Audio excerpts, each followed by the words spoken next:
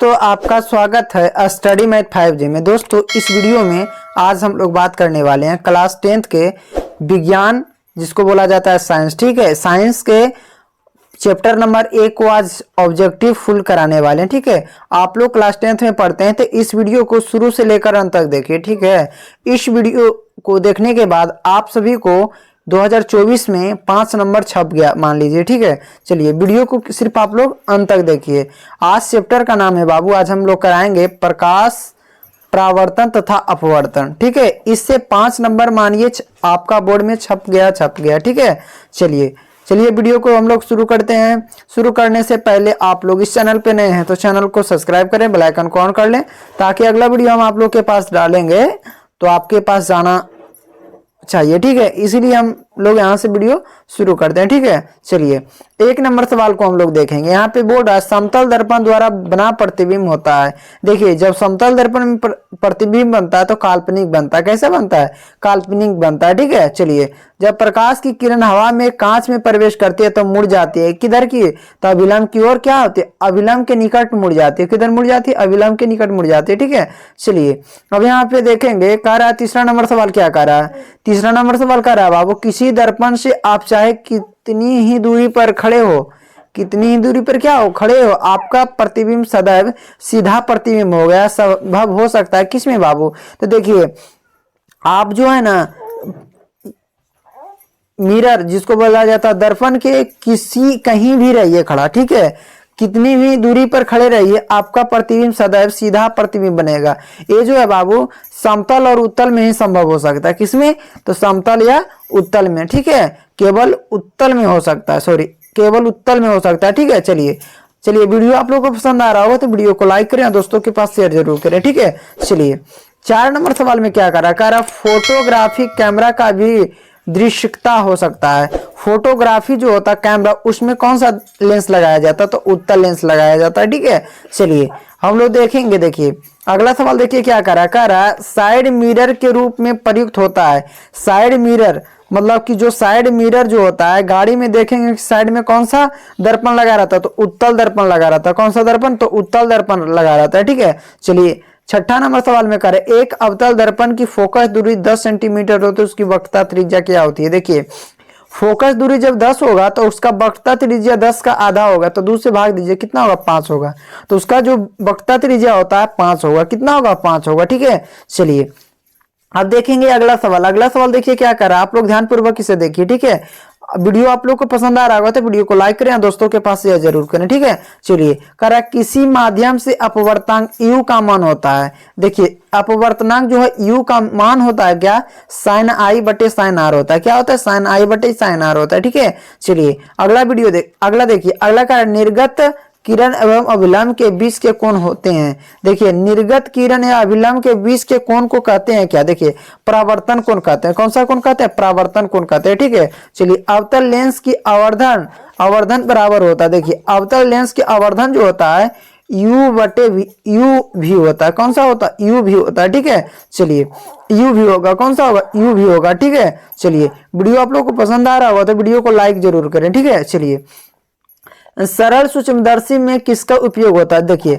सरल सूक्ष्मदर्शी जो देखते हैं सरल सूक्ष्मदर्शी से उसमें किसका उपयोग होता है? कौन सा दर्पण का? तो उत्तल दर्पण का होता है। किसमें होता है? उत्तल दर्पण का उपयोग होता है। ठीक है, चलिए अब देखेंगे किस लेंस के द्वारा सिर्फ काल्पनिक प्रतिबिंब बनता है। देखिए काल्पनिक की बात करें ना तो उत्तल मार दीजिए डायरेक्ट। ठीक है, चलिए वीडियो पसंद आ रहा होगा तो वीडियो को लाइक आप लोग जरूर करें। ठीक है, चलिए एक उत्तल लेंस होता है। देखिए एक उत्तल लेंस जो होता है किनारे की अपेक्षा बीच में क्या होता है? मोटा होता है। ठीक है, चलिए अब देखेंगे अगला सवाल। देखिए अगला सवाल देखिए क्या कह रहा है किसी बीम का वास्तविक एवं समान साइज का प्रतिबिंब प्राप्त करने के लिए बीम को उत्तल लेंस के सामने कहाँ रखें? देखिए फोकस दूरी की दुगनी दूरी पे धरेंगे ना तो उसका जो समान साइज बनेगा। कोई भी वस्तु जैसे हम भी खड़ा होंगे ना तो वहां पे समान, जैसे कि 4 मीटर मतलब लंबा 4 फीट रहेंगे तो उसमें भी 4 फीट लगेगा लंबा और समान एक जैसा लगता है। ठीक है, चलिए अब देखेंगे अगला सवाल। देखिए क्या कह रहा है किसी बिंब का अवतल दर्पण द्वारा बना प्रतिबिंब आभासी सीधा तथा बिंब से बड़ा पाया गया है, वस्तु की स्थिति कहाँ होनी चाहिए। देखिए जो वस्तु की स्थिति होती है बाबू, दर्पण के ध्रुव तथा मुख्य फोकस के बीच होती है। कहाँ होती है? दर्पण के ध्रुव तथा मुख्य फोकस के बीच होती है। ठीक है, चलिए अब देखेंगे अगला सवाल। देखिए क्या कह रहा है अगला सवाल। देखिए क्या रहा दोस्तों, किसी गोलीय दर्पण द्वारा किसी पतले गोलीय लेंस दोनों को फोकस दूरी -15 सेंटीमीटर हो तो दर्पण तथा लेंस संभवता है। ठीक है, देखिए दोनों अवतल होना चाहिए। क्या होना चाहिए?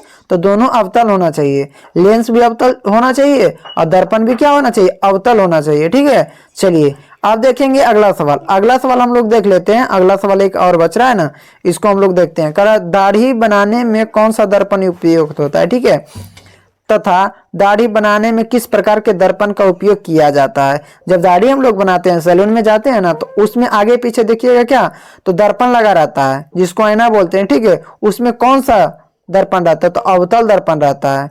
अवतल दर्पण देखिए काम क्या करता है कि छोटा छोटा चीज को बड़ा में दिखाई देना।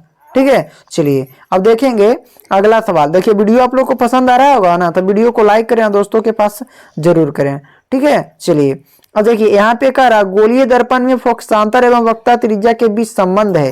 देखिए इसमें संबंध की बात करें तो एफ बराबर होना चाहिए r/2। संबंध की बात करें तो क्या होना चाहिए? एफ बराबर r/2। ठीक है, अगला देखिए अगर किसी अवतल दर्पण की फोकस दूरी एफ तथा वक्रता त्रिज्या r हो तो अगर किसी अवतल दर्पण की फोकस दूरी वक्रता त्रिज्या की हो तो देखिए फोकस दूरी जो होती है वक्रता त्रिज्या की आधी होती है, तो 1/2 क्या होगा? 2 होगा। ठीक है, चलिए अब देखेंगे अगला सवाल। अगला सवाल हम लोग देखते हैं। अगला सवाल देखिए कह रहा अवतल दर्पण से परावर्तन। देखिए अवतल दर्पण से परावर्तन के बाद किरण किस बिंदु से गुजरेगी।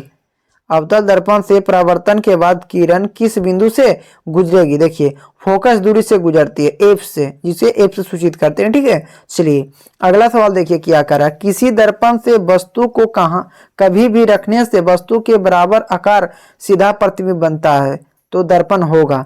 दर्पण कौन सा होगा? देखिए सीधा प्रतिबिंब और बराबर बनना चाहिए तो दर्पण होना चाहिए समतल। क्या होना चाहिए? समतल। ठीक है, प्रकाश के अपवर्तन के कितने नियम है? प्रकाश के देखिए अपवर्तन के 2 नियम है। प्रकाश के अपवर्तन के कितने हैं? 2 नियम है। ठीक है, चलिए हम लोग देखते हैं अगला सवाल क्या कर रहा है। प्रकाश का वर्ण विक्षेपण किस उपकरण से संभव होता है। देखिए प्रिज्म के कारण जो प्रकाश का वर्ण विक्षेपण है, जो रंग बिरंग का लाल हरा नीला जो दिखाई पड़ता है वर्ण विक्षेपण, वो प्रिज्म से। कैसा? किससे? तो प्रिज्म से। ठीक है, किसी गोलीय दर्पण की वक्रता त्रिज्या 50 मीटर हो तो उसकी फोकस दूरी होगी। देखिए जब वक्रता त्रिज्या 50 हो तो उसका फोकस दूरी आधा हो जाता है तो 25 हो जाएगा। ठीक है, 25 सेंटीमीटर होगा। ठीक है, चलिए एक मीटर फोकस दूरी वाले उत्तल लेंस की क्षमता होगी। 1 मीटर फोकस दूरी वाले उत्तल लेंस की क्षमता 1 डायोप्टर होता है, 1 डी होगा। ठीक है, चलिए अब देखेंगे अगला सवाल। अगला सवाल देखिए क्या कर रहा है किसी उत्तल लेंस की फोकस दूरी हमेशा होती है। देखिए किसी भी उत्तल लेंस की बात करें ना तो उसका प्लस VE होना चाहिए। ठीक है, अवतल की बात करता तो -VE होना चाहिए। ठीक है, चलिए अब देखते हैं प्रकाश के वेग न्यूनतम होता है। प्रकाश का वेग न्यूनतम किस में होता है? कांच में जो है न्यूनतम वेग उसका होता है। ठीक है, निम्न में से कौन सा पदार्थ लेंस बनाने के लिए प्रयुक्त नहीं किया जा सकता है। निम्न में से कौन सा पदार्थ लेंस बनाने के लिए प्रयुक्त नहीं किया जा सकता। देखिए जल, कांच और प्लास्टिक, मगर मिट्टी का उपयोग करेंगे नहीं करेंगे। MVVI है जो कि 2024 में पूछेगा हर हालत में। ठीक है, चलिए इसको आप लोग ध्यान पूर्वक रखिए, ध्यान में रखिए। ठीक है, चलिए देखिए इसमें देखेंगे कह रहा काल्पनिक प्रतिबिंब होता है। काल्पनिक प्रतिबिंब जो होता है उल्टा होता है। कैसा होता है? उल्टा होता है। ये भी MVVI है। ठीक है, इसे भी आप लोग ध्यान में रखिए। किस दर्पण से हमेशा वस्तु से छोटा प्रतिबिंब प्राप्त होता है। देखिए उत्तल में। किसमें? उत्तल में। क्षमता वाले अवतल लेंस की फोकस दूरी होती है 25 सेंटीमीटर। कितनी होती है? 25 सेंटीमीटर। किसी उत्तल लेंस की फोकसांतर 50 सेंटीमीटर तो उसकी क्षमता होगी। देखिए +2D होता है। क्या होता है? +2D होता है। ठीक है, चलिए अब देखेंगे अगला सवाल। देखिए क्या कर रहा है। अगला सवाल कह रहा है किस दर्पण से वस्तु का बड़ा प्रतिबिंब बनता है। देखिए अवतल से बनता है। किससे बनता है? अवतल से बनता है। ठीक है, 2D क्षमता वाले लेंस की फोकसांतर होता है 30 सेंटीमीटर। कितने होते हैं? तो 30 सेंटीमीटर होते हैं, ठीक है। चलिए अगला सवाल देखिए, प्रकाश के परावर्तन के कितने नियम है? तो प्रकाश के परावर्तन के 2 नियम है। देखिए आप लोग शुरू से अंत तक देखे होंगे और वीडियो आप लोग को पसंद आया होगा तो वीडियो को लाइक करें, ठीक है, और दोस्तों के पास शेयर करें। आप लोग इस चैनल पे नए हैं तो चैनल को सब्सक्राइब करके बेल आइकन को ऑन कर लें ताकि अगला वीडियो हम डालें तो आपके पास नोटिफिकेशन जाता रहे। Thank you for watching.